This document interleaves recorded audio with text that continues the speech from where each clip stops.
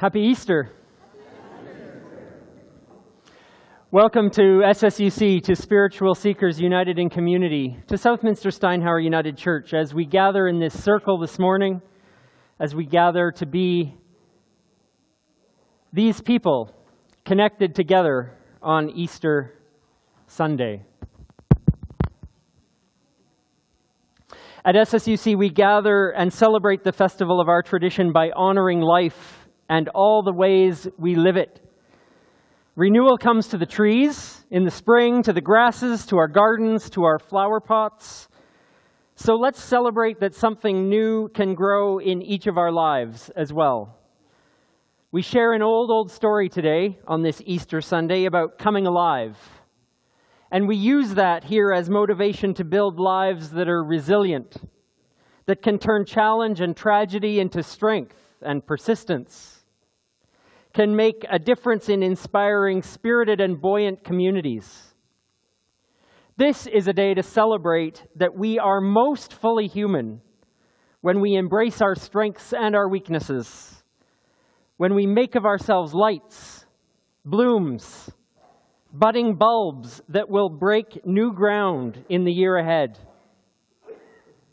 Those of you here in this room, those who join us online, those who gather at SSUC Saskatoon, joining us from St. Andrew's College this morning, welcome to each and every one of you. Welcome to Easter. On this land 19 years ago, a shovel went into the ground to begin building this place we call home. Our hearts fill with gratitude for this land, for this community that surrounds us, for this heritage of breaking new ground that we try to do again and again with the intention to be a blessing to those around us. We recognize the long history of this land, of course, the beauty of this prairie, the Cree, the Blackfoot, Dene Ta, Nakota Sioux, the Métis people, and the many others whose histories, languages, and cultures have given us this legacy, and with whom we work in reconciliation and partnership in maintaining this vital and beautiful land. This is a place for all of us. This is a place to celebrate Easter, whether it's the way we used to or the way we're growing into celebrating it. This is a time to celebrate newness, possibility, and what lies ahead. Welcome to Easter.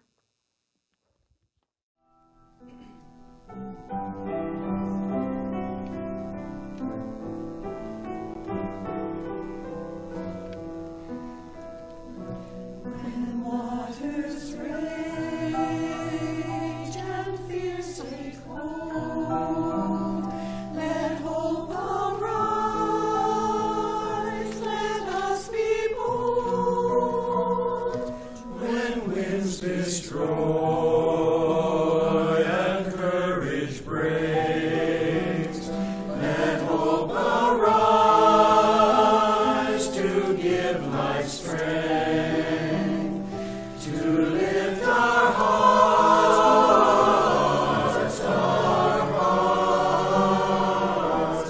and dreams of better days.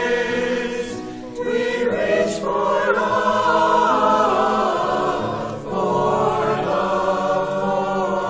let hope arise, let hope arise.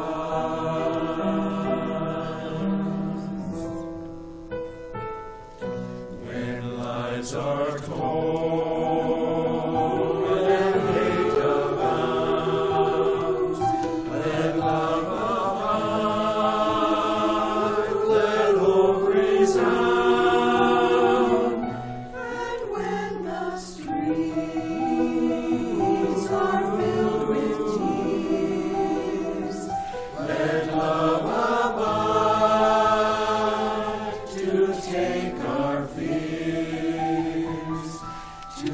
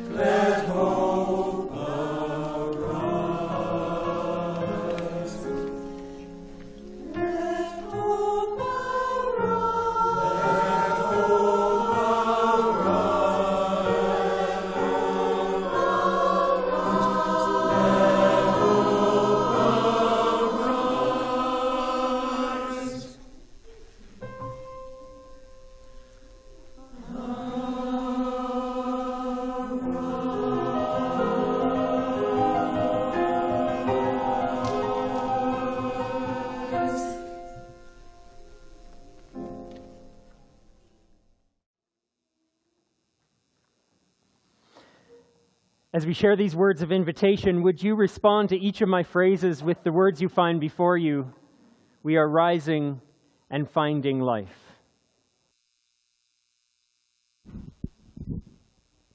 On this Easter morning, we are rising and finding life. With family, with friends, with this community together, we are rising and finding life. Despite difficulty, and in the face of crises and challenge, we are rising and finding life. In this celebration of goodness, and in our commitment to building it together, we are rising and finding life. And on this and every morning, we are rising.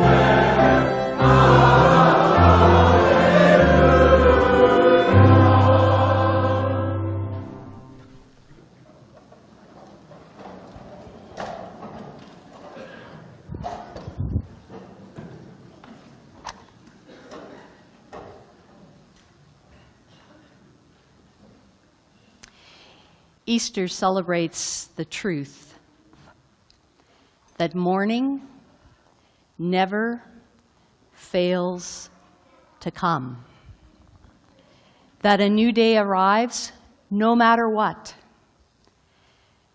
We light this candle in gratitude for the embrace of darkness, for the gift of dreams, for the solitude of night, and for the return of light and all that it makes possible. On this Easter day, may we allow light to seep into every fold in our hearts as we seek to live with deep realism and also unfailing hope in a time that requires us to be, as we have learned of Jesus of Nazareth, as wise as serpents and as gentle as doves. We come into this day with our prayers, receiving the world as it is, receiving our hope, and together we speak our prayers, our intentions in this day. On this Easter morning, may we give ourselves to a deep joy for life and open ourselves to the adventure of living. May we work at building resilient lives together, where we reframe our days toward love, sufficiency, forgiveness, and new possibilities. We pray that these can take root and grow in us and in the world. We strengthen our intentions to rise to this adventure, alive to our own confidence and strength to meet each moment. Come what may it be so for us.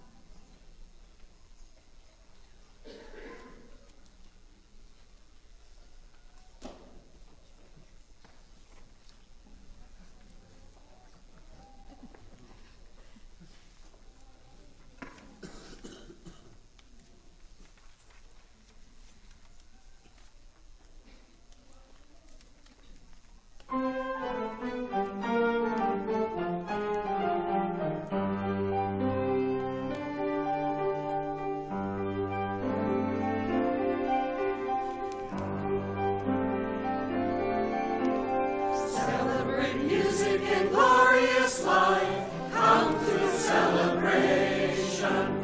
Celebrate singing and dazzling light, come to the celebration. And sing of the leaping seas, sing of the dancing fleets, sing of the summers and springs yet to be.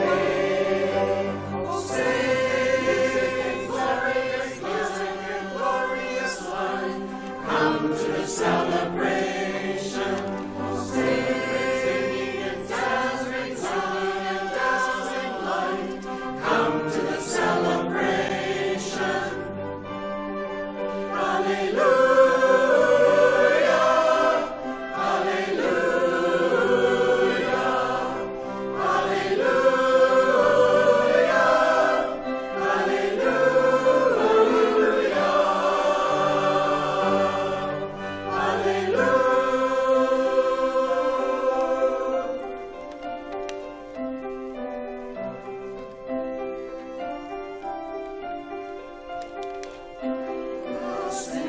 Stream of life that runs through my veins both day and night. It runs through the world and dances in rhythmic measures.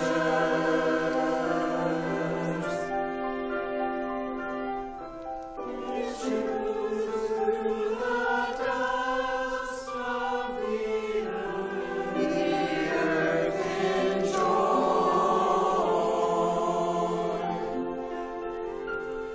In numberless blades of grass, it is rocked in the ocean,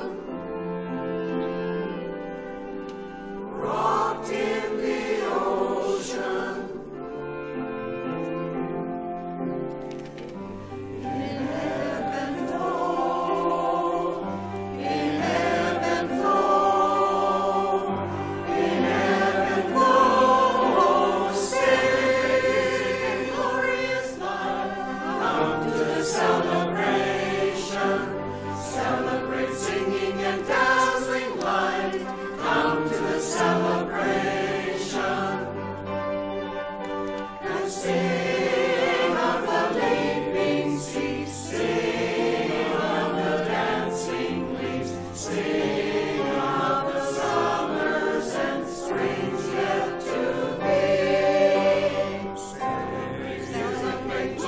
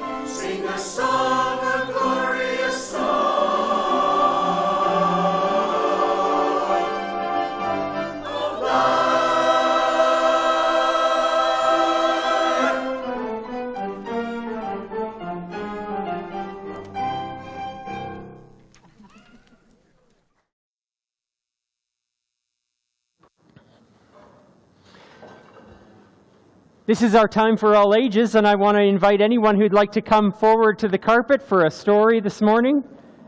A special time for Easter. There's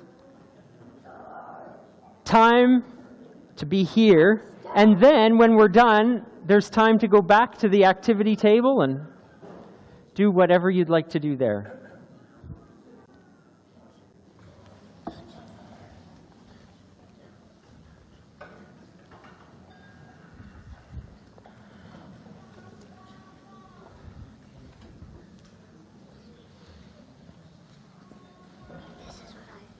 Could we move closer on the carpet? Then there's lots of room for people to join us. Lovely.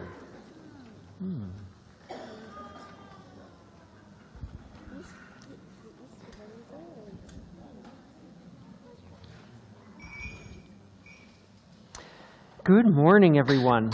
Is there a place to sit for everyone? Find an empty spot. It's great. Happy Easter, everyone. I hope your morning is going really well.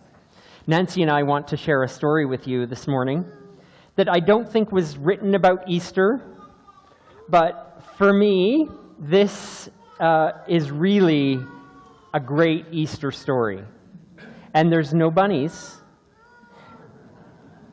but it's a great Easter story. Nancy and I are going to tell this together. It's called A Perfectly Messed Up Story, and it's by Patrick MacDonald. And Nancy and I both need to look at this book, so it would be very hard for us to turn it around. So you look at the pictures on the wall just up there. This is Louie's story. Once upon a time, little Louie went skipping merrily along. Tra-la-la-la-la, he sang. For in his heart, Louie knew everything was just... Hey, hold on. What is that?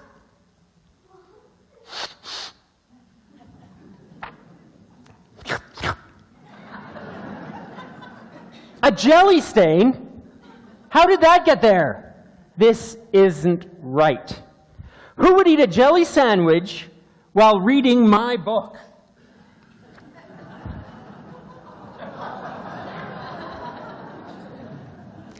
Plop. Jelly and peanut butter? Oh, it's the chunky kind. Hey, hey, hey, somebody's fingerprints are getting all over this. Oh, no. What next? Orange juice. Oh, my story is getting all messed up. We need to show some respect. Books are important. They teach us stuff, and they inspire us. Now, can I please get on with my story? Thank you. Okay, from the top. Once upon a time, little Louie went skipping merrily along. Tra-la-la-la-la-la. La. You've got to be kidding. This is awful. Quick, get a paper towel. Rub, rub, rub. Careful, careful. Ah! This is the worst thing ever. What am I going to do? Once upon a time... Stop. Stop. Forget it. This story is ruined. It's all over. I'm just in a messy old book now that will end up in some garage sale, Saturday, 9 a.m. A book no one will ever want or read or love. I give up. Go on without me. This is Louis's story. Who cares? Once upon a time, little Louis went skipping merrily along. Tra-la-la-la-la, he sang. Oh, life was much so simpler back then. For in his heart, Louis knew everything was just What? Just what? fine. Wow. Everything is fine. I'm still here. You're still reading. And it is a pretty good story, messes and all. So come on, let's finish this. This is Louis's story. I love it. And nothing is going to stop me. The end.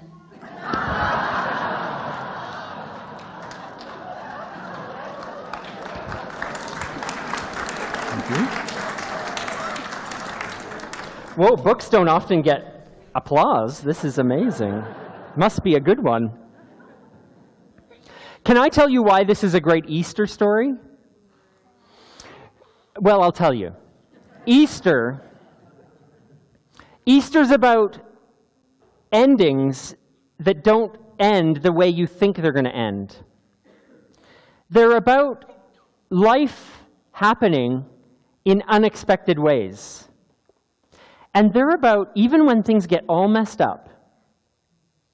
And some days just get messed up. We aren't happy about everything every day. Sometimes there's jelly and peanut butter on things that there shouldn't be, and sometimes there's angry voices, and sometimes there's sadness, and every day isn't perfect. But Easter reminds us that the ending can be a good ending, even if it was messy and all messed up. Today is Easter. And so it's a good reminder that there are ways and there are beautiful things that can happen even when things don't go the way they should go. If things aren't quite right, it might end well. I was thinking to myself and to Nancy, messiest Easter candy we could think of. Because this story was all about a big mess. What's the messiest Easter treat? Chocolate is pretty messy. Chocolate. Yes. When it's melting. Melting chocolate. Yes. Melted chocolate. Yes. Molten chocolate. Oh, yes. Do you have an idea? Caramel chocolate, that's also pretty messy. We came up with cream eggs.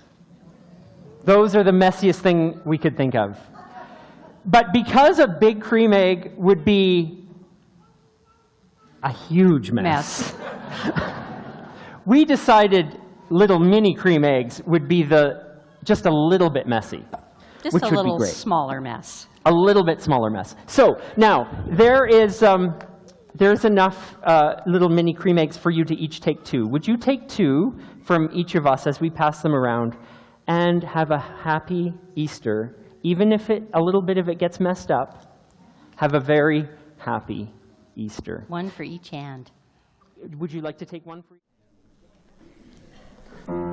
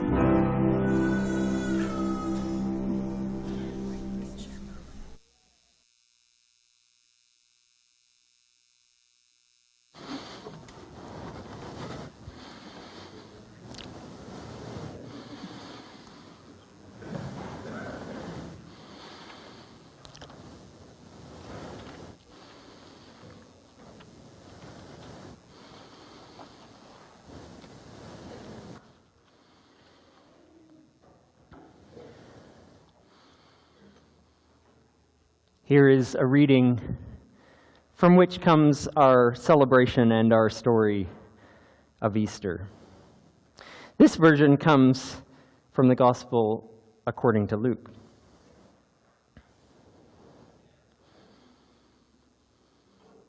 On the first day of the week at early dawn, they came to the tomb taking spices that they had prepared, and the women found the stone rolled away from the tomb. But when they went in, they did not find the body. While they were perplexed about this, suddenly 2 men in dazzling clothes stood beside them. The women were terrified, hid their faces, and said to them, but the men said to them, "Why do you look for the living among the dead? He's not here. Remember how he told you, while he was still in Galilee, that he would be tried and crucified and die and then rise again." Then they remembered his words, and returning from the tomb, they told all this to the others and to all who would hear. In this first century story that gives us this day, may we find wisdom for our living.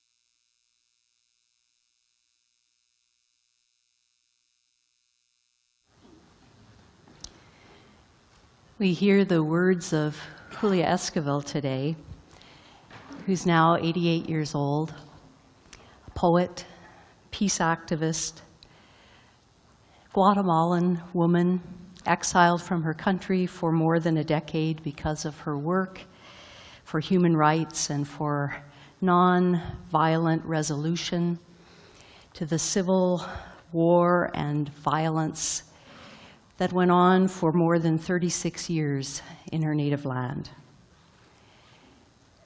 These words feel particularly important for us to hear today in light of the events in Sri Lanka.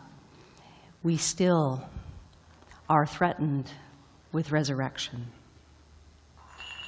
This is an excerpt from her poem. What keeps us from sleeping is that they have threatened us with resurrection. Because every evening, though weary of killings and endless inventory since 1954, yet we go on loving life and do not accept their death.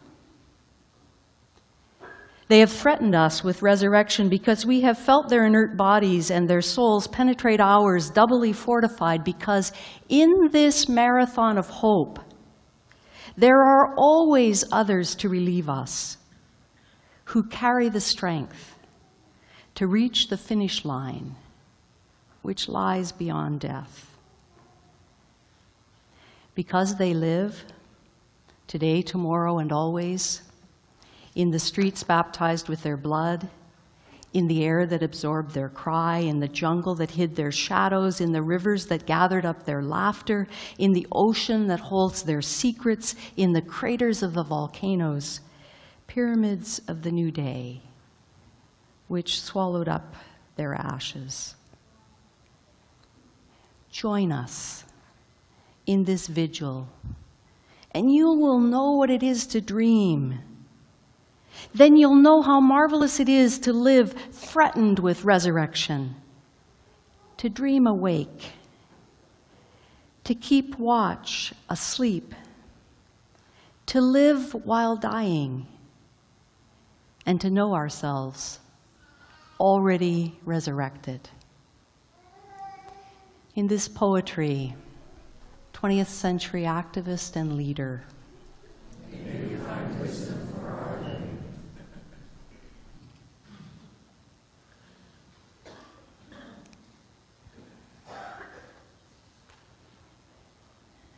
The story we remember this day begins in the resilience of morning, that oldest of rituals, that great conspiracy of life to turn through the darkness of night into the light of a new day, an unrepeatable day, a day that has never been before and will never be again. That's a consistent and not an insignificant detail that every version of the story we have insists on giving us. This is a story that can only be set in the dawn of a new day, in a new week, hinged on the precipice of possibility. And that ancient story in the version we heard it this morning gives us and the characters in that story an important question. Why are you looking for the living among the dead? If you've ever walked in the woods, you know there's no better place to look for the living than among the dead. Where better to find life than in the midst of death? Where is life more evident, more determined, more persistent? This is the long witness of the earth. The things of death are always the conditions for life. Day comes of night. Spring is born of winter. Life grows out of the humus of what's gone before. The burial ground of the seed is invariably the birthing ground of the flower. Nothing is wasted in nature. There's a resilience in life that refuses to disappear without a trace and insists on transformation, on becoming more, on becoming something beyond the familiar form, something beyond itself. Like a scarred hillside, charred with fire, where the trees are gone, grows green with tender new shoots. Or the magnificent old-growth forest is littered with nurse logs. The bodies of the fallen become the ground which nourishes the new generation that grows up out of it. Energy is never lost. It just changes form. In the world of that story, while the women didn't find the body for which they came, They found something else. They came looking for a tree that had been cut down, their leader. And they discovered that they were to become a forest, finding within themselves what they never lost, finding that they were what they were looking for, knowing that the empire had killed their teacher, but not his teaching, knowing that the empire had buried his body, but not their vision for a new earth community. The stories we remember on this day are not about the corpse of Jesus. They're about what happened to the community of Jesus. They're stories not about the resuscitation of a body, but of the resilience of the human spirit and the capacity of that resilience to seed new community. It's about how community connected to him rose up out of him like new growth rising out of an ancient forest. The Guatemalan poet named that resilience a marathon of hope. Though her people were killed by the hundreds and thousands for more than 30 years, as they lived among the dead and the memory of their dead, and went on loving life, receiving the witness of the lives gone before them, and taking their own place in the marathon of hope, knowing that the resilience of life is passed from generation to generation, from one to another, from one arrangement of our atoms to another, life insisting on continuance. Violence can claim our lives, but it will never command our love, our most powerful resource. Terror can bomb hotels and churches and mosques and subways and stadiums and markets, but it can't destroy the resilience of a people who love life. Almost 40 years ago, a young man named Terry Fox called his one-person campaign running across our country a marathon of hope. He ran across 6 provinces, 3,339 miles from St. John's, Newfoundland to Thunder Bay, Ontario, running close to a marathon a day for 143 days. No small thing for an able-bodied runner, an extraordinary feat for an amputee. His dream was to raise $1 million toward a cure for cancer. And when the disease ended his run, by the time he was convinced that that marathon of hope would have to continue even without him, by the time he died, less than a year later, more than $23.4 million had been raised.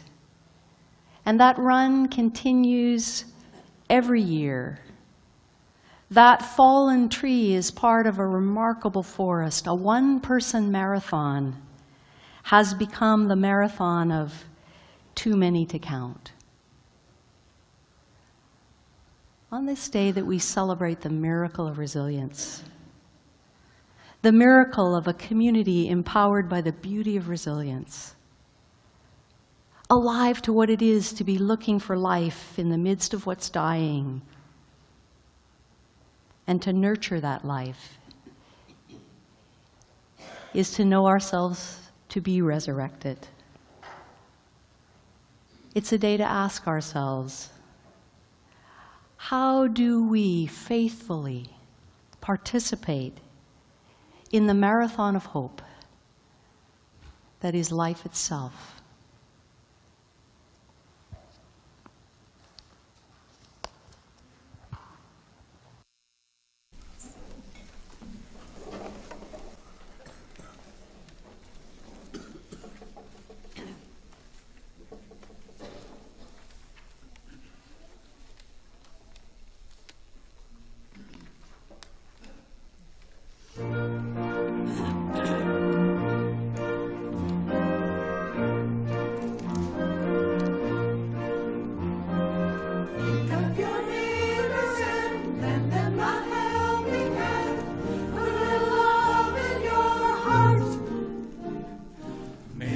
it's not too late if we don't hesitate. Put a little love in your heart. The world can be a better place. We can make the world a better place. For me, and you, sing for all, not just a few.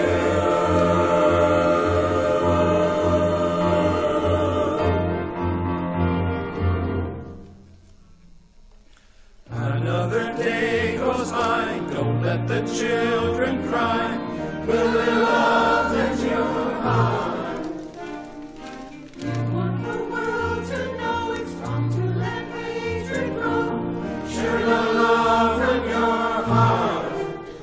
Let's make this world a better place. We can make this world a better place. It takes us all to heed the call. Put a little love in your heart, won't you? Put a little love in your heart, won't you? Put a little love in your heart. Put a little love in your heart, in your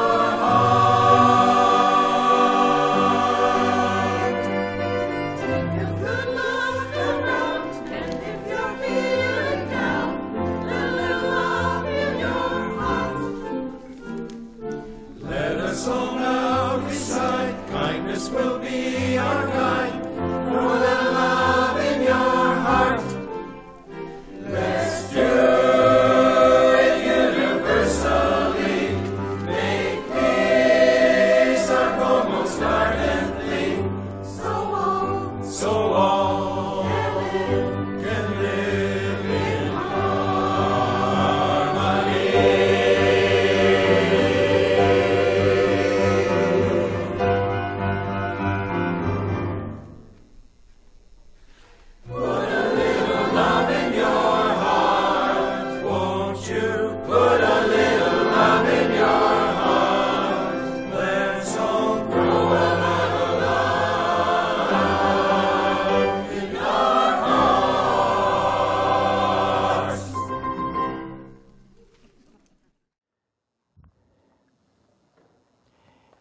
In this, our pursuit of resilience and our celebration that Easter brings us a certain wisdom about resilience, I want to share with you the words of Alice Major in her poem, "To the Generations That Will Live 1,000 Years."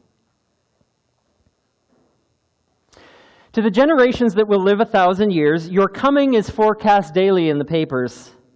Technology will tweak your genes, and you will dip test tubes into that fountain of youth we've always searched for.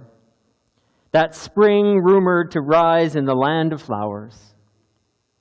I'm here to tell you, on this northern morning, when leaves still run with raindrops, and a chipping sparrow pours its choking stream of notes over the lingering clink in the eaves troughs, that however large a cup you dip into the fountain, never will you stretch this moment, now, a moment longer.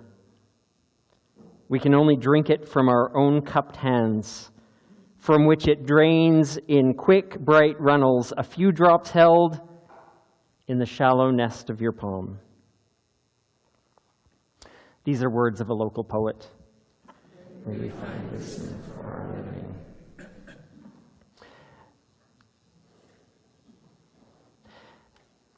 Alice Major has something to say about resilience and finding this marathon of hope and continuing to seek it. And it's in our attitude. Good luck, bad luck, happy days, sad days. Is the glass half full or half empty? Elated, depressed, birth, death, Friday or Sunday? Nothing rides the roller coaster of ups and downs like our ability to judge the up from the down and the blessing from the curse and the good from the bad. We ride that coaster our whole lives, not being able to wait to share with our fellow riders what's great or complain about what's terrible.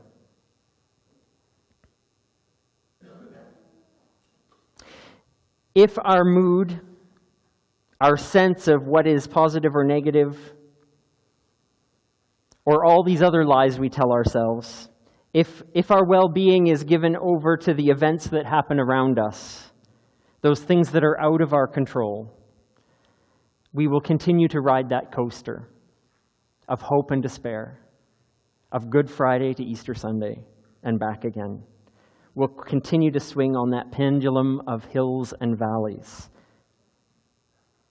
And no matter what we do, we won't be able to control the future while riding that coaster of expectation, thrill, disappointment, worry, and everything else. So Easter illuminates this wisdom for us, not only in its hopefulness that morning will always come, but also in a certain broader 10,000-foot view of life and living. Sure, those followers of Jesus were devastated after his execution. They locked themselves in a room and grieved. And yet they found something that endured, and gradually they found that they themselves could embody what he was teaching. They could take that up. They could keep him alive by carrying that message, living those values, becoming love and forgiveness and inclusion. They did that so well, in fact, that the day they were grieving about became known as Good Friday. So we can learn something of the resilience in the wisdom of Easter, that what might first be judged dead and gone, over, that the perfect story is ruined, can in the long view find a returning in the stirrings of something new and never before thought about. What might it take for us to get off that roller coaster, to experience that larger view, so that we can continue that marathon of hope? What might happen when we start to let go of the positive and negativeness of our experiences? When we start to let go of the expectations that our fulfillment might come from all good and no bad? What might happen when we start to let go of disappointments as we declare that not every day is either Good Friday or Easter Sunday? What might happen when we reach deep within us and far beyond us to a new reality, to one that experiences some kind of peace, one that's centered in this precious moment that is now, that can't be stretched, that the hope of the future starts in this very moment, always. And that, oh, there's another one, a new moment. That's a resilience that can see us through whatever challenge and joy life might have for us today. Despite the rolling waves on the surface, despite the fluctuating tides, despite the roller coaster of human life. It doesn't matter whether it's the tragedies of the world's many Good Fridays or the celebrations of life's many Easter triumphs. The wisdom of this weekend invites us to consider letting go of some old stuff, opening ourselves to some new stuff, and appreciating the space in between where all our dramas, all our highs and lows can come and go. And that we will remain. It's in that space that we'll find some peace and perspective. That we will have the ground on which to grow and become more fully us. The ground to plant a seed that we'll have to wait to see sprout. Where we'll able to plan what the next step of that marathon of hope might be. And experience some Easter resilience all year long. May that be so in so many ways.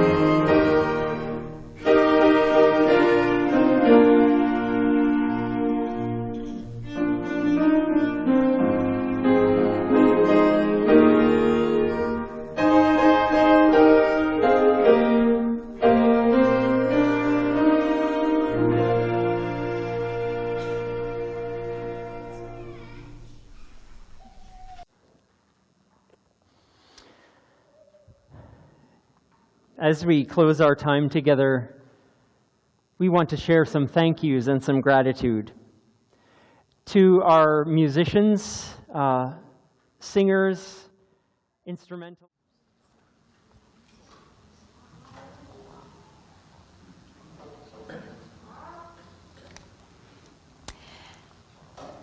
As my colleague John Pentland from Hillhurst United Church in Calgary said earlier this week, Easter isn't a day, it's a way.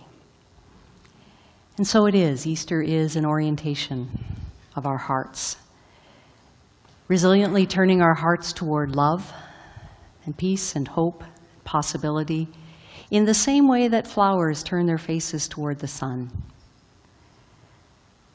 As we send this light into a new form, may we help one another shine as we Easter one another with courage and with the beauty of resilience.